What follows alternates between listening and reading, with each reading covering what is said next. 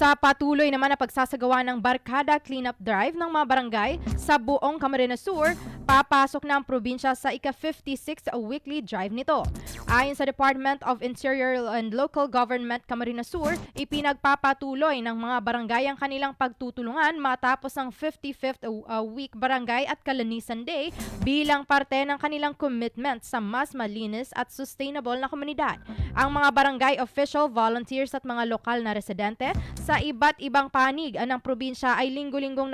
nagtutulungan sa pangongolekta ng mga trash bag at pamumulot ng mga debris ng basura sa lansangan, parke at coastal areas. Ang nasabing inisyatibo ay sinimulan mahigit 1 taon na ang nakalilipas at nakalikom na rin ito umano ng suporta sa lahat ng sektor ng komunidad na naging simbolo na rin ng teamwork at civic responsibility.